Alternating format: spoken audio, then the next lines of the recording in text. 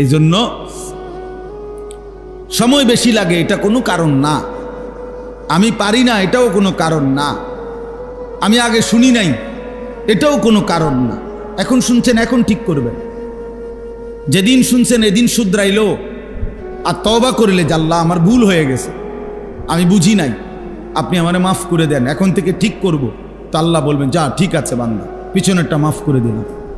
কিন্তু গাঁট তেড়ামি করলে হ্যাঁ বেটা নতুন নতুন হুজুর আইয়া লম্বা লম্বা কথা কয় বেটা, হ্যাঁ বাতাসে বুড়ো হইছিনি কোনটা, হ্যাঁ অনেক আছে এরকম মাতবরি করে, আমনে মাতবর চাচা আপনি মনে রাখেন আপনি টাঙ্গাইয়া ফিটবে, টের পাইবেন কবরে গেলে না, ফেরেশতা যখন আপনার টানাইয়া ফিটবে তখন না বুঝবেন আরে বাতিজা তোমার কথাই তো ঠিক আছে। এই জন্য অহংকারের কোনো সুযোগ নাই, এটা গাফলতি খামখেয়ালি করার তুচ্ছ করার কোনো সুযোগ নেই। দিন সহি শুদ্ধ হিসেবে আমল করা জরুরি, বাধ্যতামূলক, এটা জরুরি। প্রত্যেক আমল মনে রাখবেন, প্রতিটি আমল আল্লাহর কাছে কবুল হওয়ার জন্য দুইটি জিনিস জরুরি। কয়টি জিনিস? আবার বলেন। এক নাম্বার বিশুদ্ধ হওয়া, দুই নাম্বার আল্লাহর জন্য হওয়া। বলেন এক নাম্বার কি, দুই নম্বর এটা বাধ্যতামূলক। মানুষের বাহাবা আর আল্লাহ গ্রহণ কবুল করা এক কথা না। মানুষের স্লোগান দিলেই আল্লাহ কবুল করে লেছে, জি না, বুঝেন না?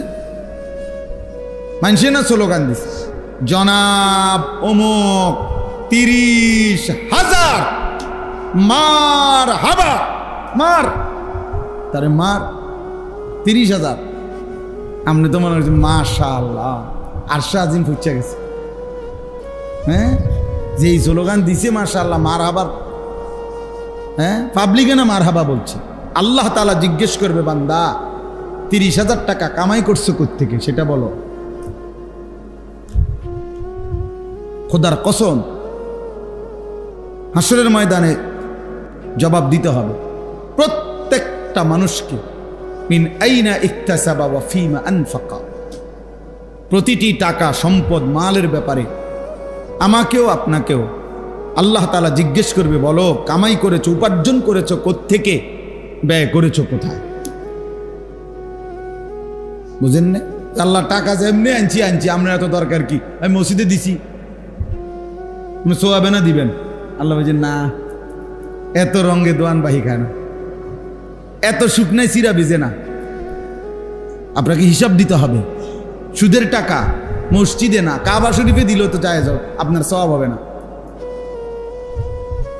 হারামের টাকা, কিস্তির টাকা, অবৈধ উপার্জনের টাকা, এটা দিয়ে কোথাও দান করলে এক জাররা সওয়াব হয় না। আমি বললাম এক বিন্দু নেকি মিলবে না, কোনো হারাম টাকায় নেকি হয় না। তো বলে হুজুরের নেকা, হ্যাঁ নেওয়া জায়েজ, নেওয়া, হ্যাঁ মসজিদের জন্য নেওয়া জায়েজ, মাদ্রাসার জন্য নেওয়া জায়েজ। আপনি বুঝে ধরে নিছেন, আমি নেওয়া জায়েজ, কিন্তু আপনার নেকি পাইতে হইলে হালাল হইতে হবে। বুঝছেন? এটা জরুরি বিষয়, এটা গুরুত্বপূর্ণ বিষয়। আল্লাহ নবী সাল্লাল্লাহু আলাইহি ওয়াসাল্লাম বলছেন, ওয়ালা সাদাকাতুম মিন গুলুল, অবৈধ হারাম ভাইয়া আমি কিচ্ছু দিতে বলিনি, নিজে নিজে চালাকি করার কি দরকার, একটার পর একটা আনতেছে, এটা হাতের বাড়ি খাইয়া পড়ে যাবে একটু পরে।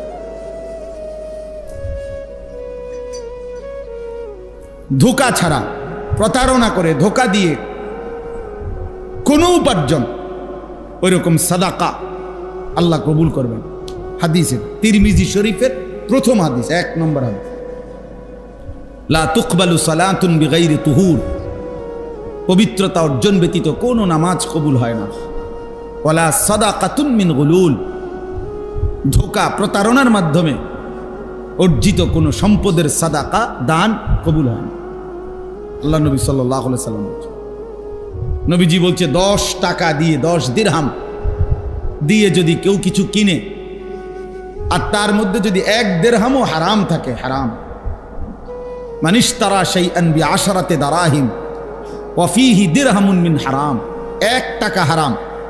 আল্লাহ নবী বলেন ওই জিনিসটা যতক্ষণ পর্যন্ত তার কাছে থাকবে ততক্ষণ পর্যন্ত তার কোনো ফরজ কিংবা নফল কোনো ইবাদত কবুল হবে না। আখিরাত আর দুনিয়া এক কথা না, ভাত মাছ আর জান্নাত এক কথা না। ভাত মাছ সবাই খায়, দুনিয়া সবাই ভোগ করে। দুনিয়া আমনেরে ভোগ করতে দিছে, এ তো কাফের বেঈমানকেও ভোগ করতে দিছে। দুনিয়া তো কুকুর বিড়ালও ভোগ করে, গরু ছাগলও তো দুনিয়া ভোগ করে না? কথা বলেন না কেন? তো দুনিয়া বরঞ্চ জানোয়ার আমাদের চাইতে বেশি ভোগ করে। একটা হাতি যা খায় মানুষ তা খায়, একটা বাঘ যা খায় মানুষ তা খায়। বাঘ জীবনে কোনোদিন জন্মের পর থেকে মৃত্যু পর্যন্ত কোনো বেলা ফাঙ্গাস মাছ দিয়ে খাইব নিজেই গান না, গোস্ত ছাড়া এক লোকমা বলে একটা বেলা একটা লোকমা দূর শাকটা দিয়ে খাও না। ওই যে না বেড়া, আমরা বাপ দাদার 14 গোষ্ঠী জীবনে আমরা গোস্ত ছাড়া আমরা কিছু খাই না। তো কি অর্থ কি? আল্লাহ তাআলা তো দুনিয়া বেঈমানকে জানোয়ারকে আরো বেশি ভোগ করাচ্ছে। ওই ভাই এটা না মানে নাম এমনি শুনেন, খচর খচর করেন কেন? এমনি শুনেন, এমনি আকাম মানে কামই হইল মোবাইল। এটা নিয়ে জিন্দিগি বুঝাইয়া দিছে কেউ একজন যে তোমারে খোদা বানাইছেই শুধু মোবাইল টিপতে, তোমার পৃথিবীতে আসার উদ্দেশ্যই এই মোবাইল।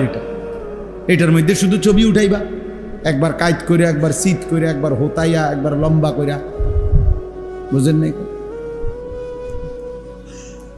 এই জীবন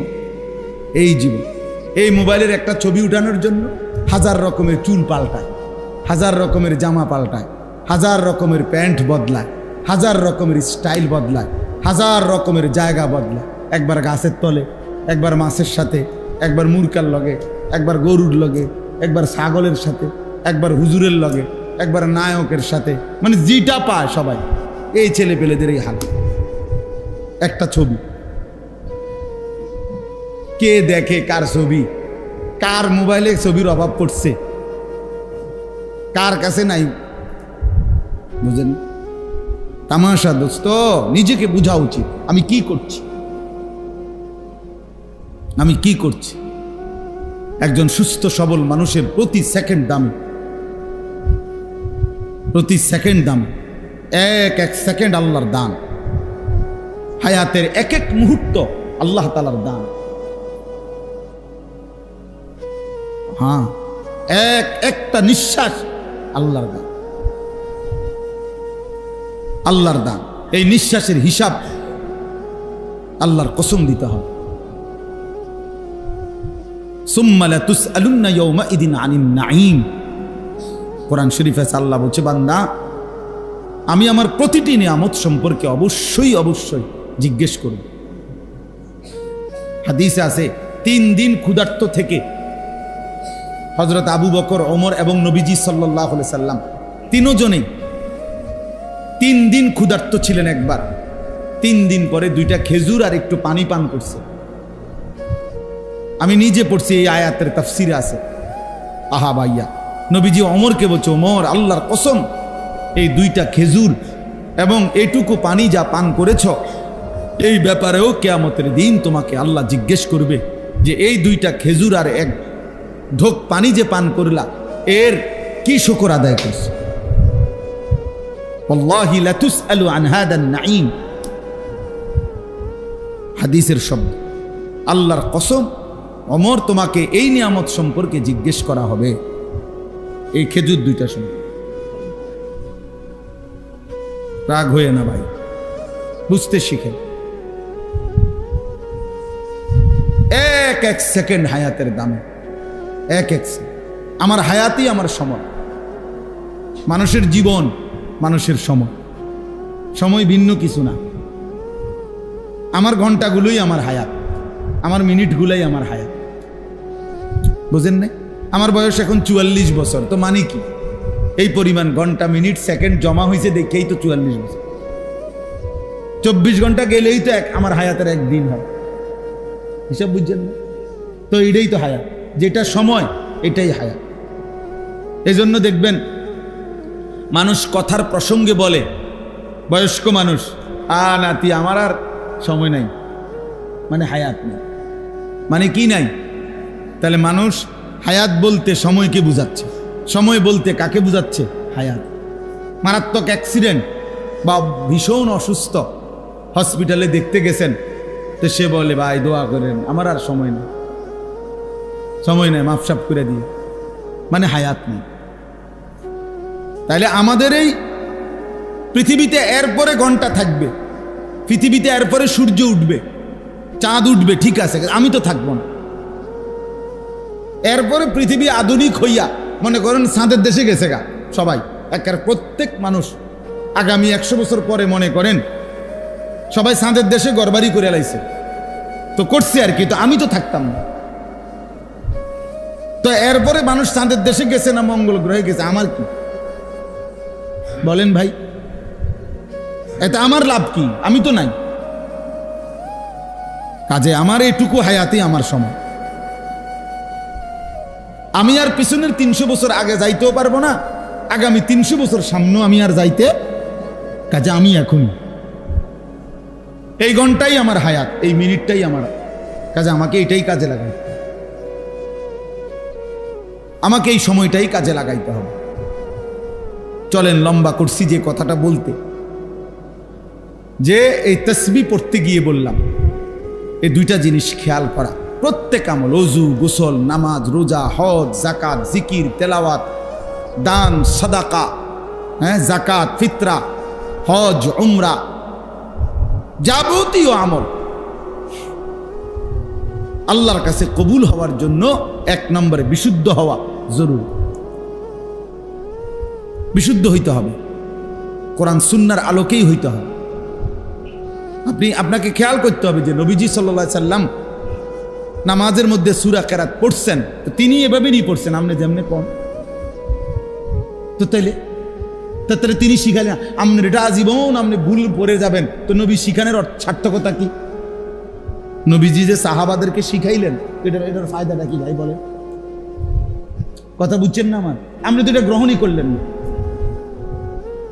আপনি তো এটা পাত্তাই দিলেন না। তো রাসূলুল্লাহ সাল্লাল্লাহু আলাইহি সাল্লাম 23 বছরে মেহনত করলেন, তো এর ফায়দা কি বলেন? হাদিসে আছে, সাহাবায়ে কেরাম বলছেন আমাদেরকে নবীজি সাল্লাল্লাহু আলাইহি সাল্লাম একটা একটা শব্দ করে শিখাইছেন।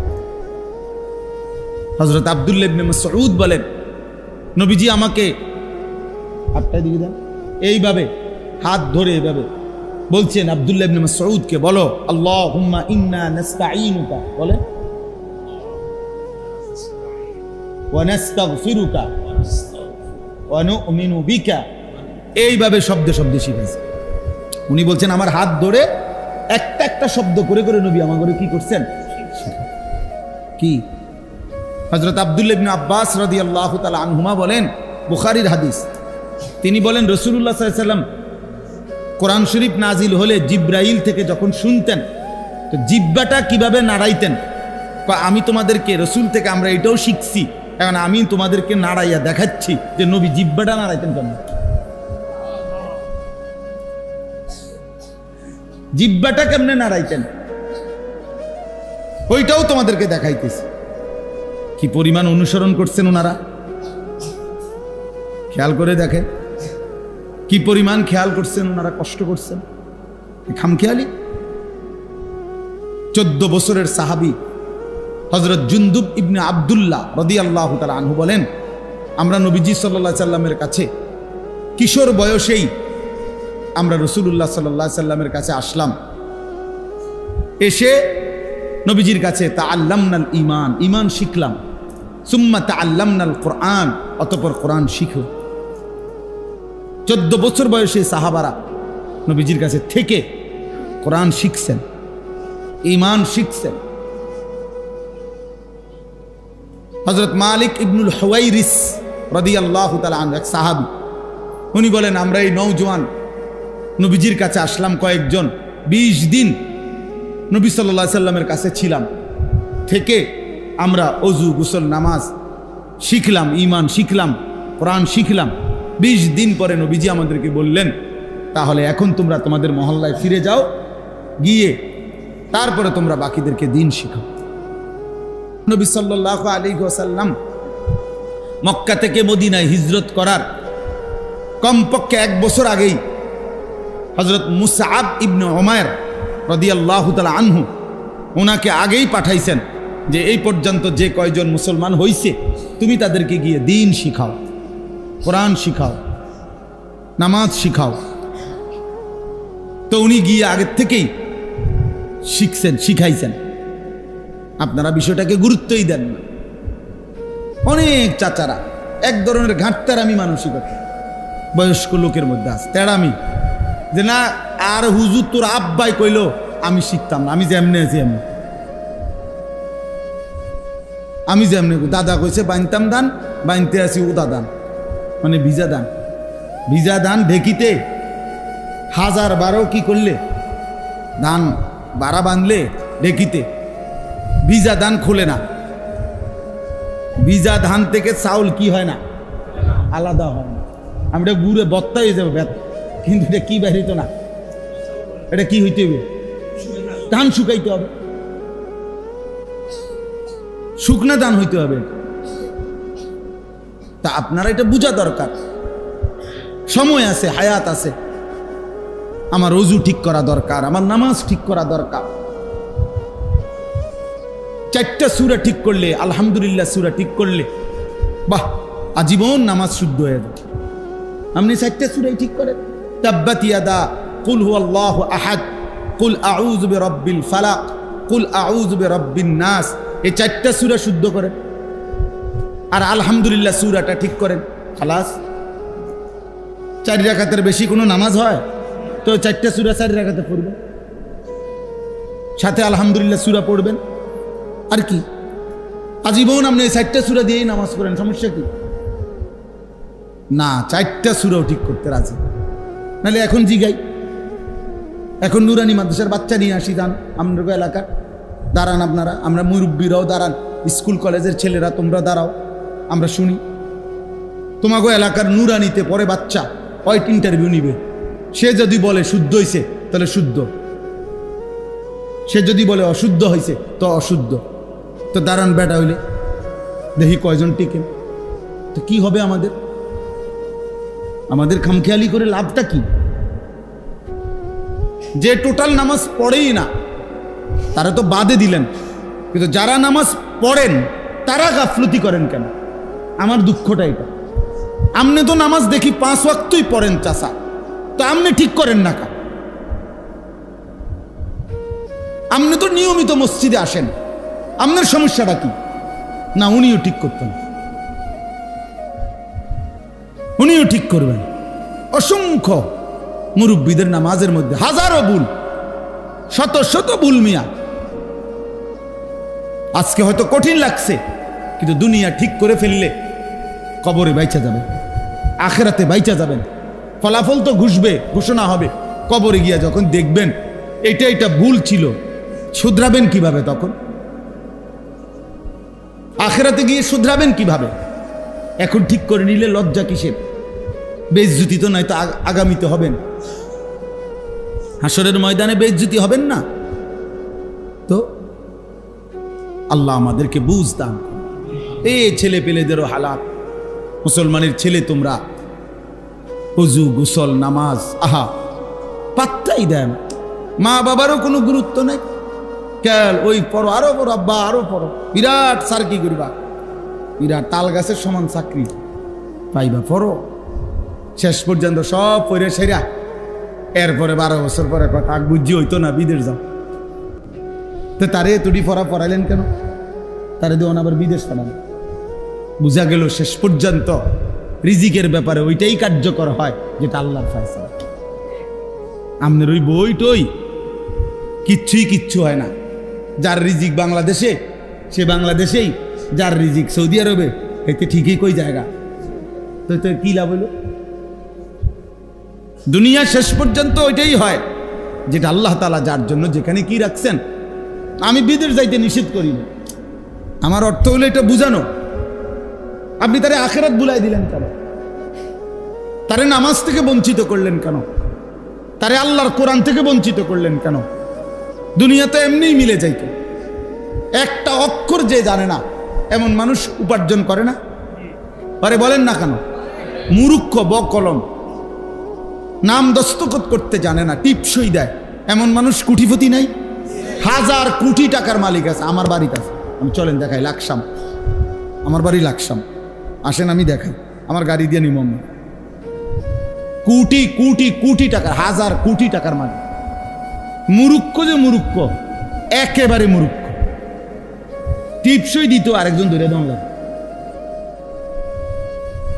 তার অধীনে চাকরি করে বিসিএস এবং ডক্টরেট ডিগ্রি করা ব্যক্তি তার কোম্পানিতে চাকরি করে, হেরে বস কর। হেতে বস কি তাতে তো জানেও না। হ্যাঁ, প্রচুর আছে।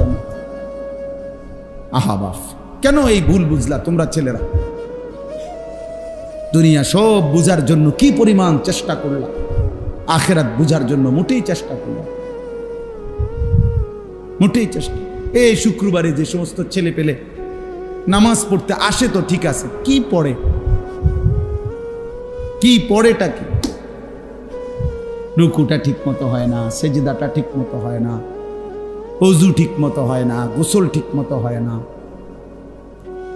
চারটা সূরা ঠিক মতো পড়তে পারে না, আত্তাহিয়াতু ঠিক মতো পড়তে পারে না। তাইলে বাবা কি হবে? এত ভুল দিয়ে আখেরাত কেমনে মিলবে? আমার এক হুজুর ছিল, আমার ওস্তাদ, উনি বলছিল একদিন, আমি একটা পরীক্ষার খাতা কাটতেছি তো হুজুরে কয় যে আমি লাল কলম নিয়ে সিদ্ধান্ত নিছি যতটা ভুল হয় প্রত্যেক ভুলে 2 নম্বর করে কাটমু আর কি। তো মনে করেন 20টা ভুল হইলে 40 নম্বর কাটা, আর 560। তো হুজুরে বলতেছে একটা ছেলের খাতায় আমি এরকম লাল কালি দিয়া যখন কাটছি, পরে একসাথে যখন গুনছি কতটা ভুল হইল, এত দুগুণে, মানে এত প্রতিটা ভুলে তো 2 নম্বর কাটা যাবে। তখন হুজুর বলতেছে আমি পরে গুণনা দেখি আমি তার থেকে আরো 24 নম্বর পাই, মানে 62টা ভুল। তো 50 দুগুণে 100 তো গেছে গা, আরো 12টা ভুল রয়েছে না, তো 12 দুগুণে 24 নাম্বার হুজুরে পায়। মানে হুজুরে হেরে নাম্বার দিব কই থেকে? হুজুরে আরো হের থেকে পায় নাম্বার। তুই বেটা প্রয়োজন অন্য বিষয়ের থেকে হাওলাম দাও। তাহলে এত ভুল হইলে হবে কেমনে বাপ? তো আপনার ওযু, আপনার গোসল, আপনার নামাজ, আপনার সূরা কেরাত, দোয়া কালামের মধ্যে এত ভুল হলে চলবে কেমনে চাচা? আখিরাত কেমনে মিলবে? ফামান কানা ইয়ারজু লিকা রাব্বিহি ফালিয়ামাল আমালান সালিহা ওয়ালা ইউশরিক বিইবাদাতি রাব্বিহি আহাদা। রব্বুল আলামিন বলেন, যারা যারা তোমরা আল্লাহর সাক্ষাৎ পেতে চাও, মানে হলো জান্নাত পেতে চাও, 1 নম্বরে ফালিয়ামাল আমালান সালিহা, তারা যেন তাদের প্রত্যেকটি আমল করে বিশুদ্ধভাবে। কোরআন শরীফের আয়াতের অর্থ ওয়ালা ইউশরিক বিইবাদাতি রাব্বিহি আহাদা। 2 নম্বরে আল্লাহ বলেন তারা যেন তাদের কোন ইবাদতের সাথে অন্য কাউকে শরীক না করে, শুধুই আল্লাহর জন্য করে। ওই যে বললাম, 2টা বললাম না, ওয়ালা ইউশরিক বিইবাদাতি রাব্বিহি আহাদা, কাউকেই যেন আল্লাহর ইবাদতে শরীক না করে। ওমান ইউশরিক বিল্লাহ ফাকান্নামা খাররা মিনাস সামা। রব্বুল আলামিন বলে, যে শিরিক করবে সে যেন আসমান থেকে ছিটকে পড়বে। ছিল তো আসমানে, যখনই আমি আল্লাহর সাথে শিরিক করলো সে যেন 7 আসমান থেকে ছিটকে পড়লো। আমরা বলি না যে মাথা তুল্লা আসার দিছে, তো ফেরেশতা যেন মাথা তুল্লা আসার দিছে। তাই এই জন্য চলেন বাপ, আমার প্রথম কথা আমি লম্বা করে বললাম, শুধু তাসবির বিষয় না, যার মনে চায় গুরুত্ব দিয়েন, না দিলে নাই।